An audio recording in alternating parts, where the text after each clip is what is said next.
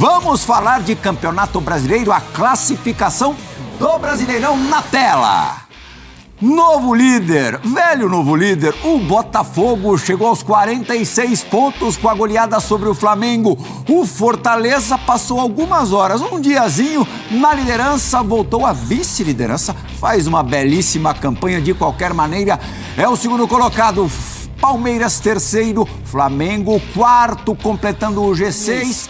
Vamos, sem perder tempo, ao Newton Santos com Pedro Henrique Torre e a repercussão de Botafogo 4, Flamengo 1.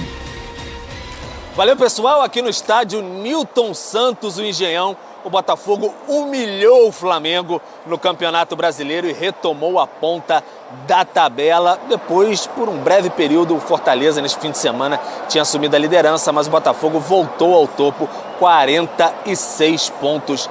É o líder. Então o Botafogo voltou a vencer o Flamengo, uma goleada histórica aqui no estádio Newton Santos, depois de 6 anos. Botafogo começou muito bem a partida e deixou o Flamengo com 41 pontos em quarto lugar, atrás de Palmeiras e também do Fortaleza. Como eu disse, um jogo muito agitado. Logo aos 2 minutos, o Ponte fez de cabeça 1-0, bola aérea na área do Flamengo e aí fez 1-0. O Arrascaeta saiu logo em seguida, problemas musculares, o Vitor Hugo entrou em campo. O Flamengo tentou lutar e aí empatou até uma bela bola de Léo Ortiz para o Bruno Henrique tocar por cima do John. No primeiro tempo, tudo igual. Na segunda etapa, só deu Botafogo. O Igor Jesus fez 2-1. O Almada perdeu ainda uma penalidade assinalada pelo VAR. O VAR viu que uma falta de Ayrton Lucas e Luiz Henrique tinha sido dentro da área e aí corrigiu o árbitro. Almada cobrou, o Rossi defendeu, mas mesmo assim não deu para o Flamengo. O Matheus Martins entrou e fez mais 2 gols, sacramentando a goleada e a humilhação para cima do Flamengo. 4-1, o Botafogo ainda perdeu várias chances ali depois. Savarino, o próprio Matheus Martins, enfim, houve possibilidades. O Tiquinho também entrou no segundo tempo, mas foi uma grande festa aqui no estádio Newton Santos. A torcida ficou bastante emocionada com o que houve e ouvimos, claro, os personagens dessa partida neste jogo aqui no estádio Newton Santos. Nós vamos Antes da resposta específica do contexto todo, de parabenizar o Botafogo pelo grande jogo que fez. Ele manteve um nível de atuação, primeiro e segundo tempo, muito regular. Regular que eu digo, bom que eu estou falando, ele manteve sempre um alto nível. E no futebol a gente tem que saber olhar para o outro lado e reconhecer. Mesmo tendo toda a dor da derrota, que ela é muito difícil, o Flamengo não pode perder com 4-1. Ele não pode tomar 4 gols. Nós temos consciência disso. O conjunto todo nosso, ele não teve, e principalmente quando foi no segundo tempo, ele foi se desmanchando em termos físicos. Ele foi caindo, e a gente olhava e percebia isso. E a intensidade do Botafogo, ela permaneceu, porque ele tem a qualidade, a verticalidade, um time também de uma estrutura física e com um dia a mais de recuperação. Nesse contexto todo, o jogo.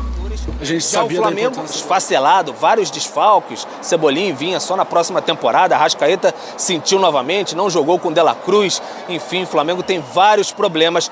Vai até La Paz, 3.600 metros de altitude, para tentar a classificação diante do Bolívar. O primeiro jogo venceu por 2 gols no Maracanã.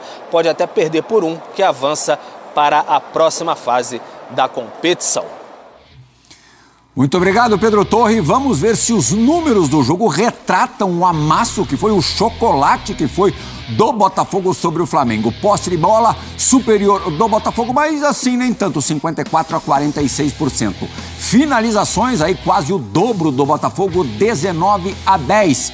Finalizações certas, 9-4 para o Fogão. Grandes chances criadas, 9-2 para o Botafogo. Ações na área rival, 34 do Botafogo, 9 do Flamengo. Passes certos, 425 do vencedor da noite no Newton Santos contra 330 do Flamengo. Para jogar um pouquinho de água no incêndio rubro-negro, o Marcos Braz, vice de futebol, deu uma entrevista agora há pouquinho lá no Newton Santos e já praticamente confirmou um necessário reforço. Fala, Marcos Braz. Sim, primeiro o Flamengo não pode perder para o Botafogo, ou não deve perder para o Botafogo de 4, de maneira nenhuma, né? Em hipótese nenhuma. Passando isso, você tem que fazer a análise de alguns pontos.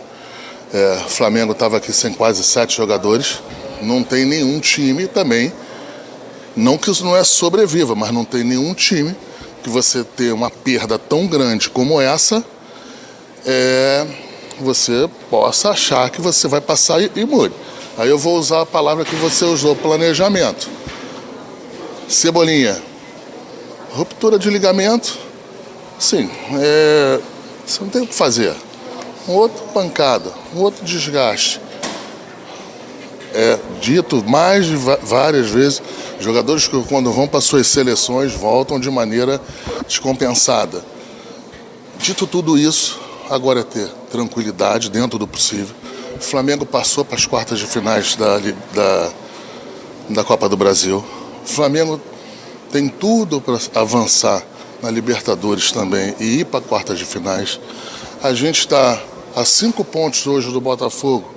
Se nós ganharmos o nosso jogo, mas eu conto como 5 atrás, mas se ganharmos o nosso jogo, que está a menos, nós estamos a 2 pontos do Botafogo, levantar a cabeça, ter tranquilidade dentro do possível. As janelas estão aí abertas ainda. Nós temos uma contratação que está muito adiantada, que todos sabem, que é a do Michael. Não está certa porque não está assinada. Eu só conto quando assino. Mas está muito adiantado. Tem que ter tranquilidade, calma. A gente, se Deus quiser, a gente vai passar na quinta-feira. Vai dar tudo certo e a gente vai seguir em pé no campeonato da Copa do Brasil, na Libertadores, e com certeza vamos até o final do Campeonato Brasileiro para a gente ter aí um final de ano do tamanho que o Flamengo merece. Sinal vermelho, sinal de alerta ligadíssimo no Flamengo. O Bruno Henrique estava revoltado com alguma coisa logo depois do apito final no clássico aqui do Rio. O atacante reclamou com um monte de gente e isso foi o início de uma pequena confusão.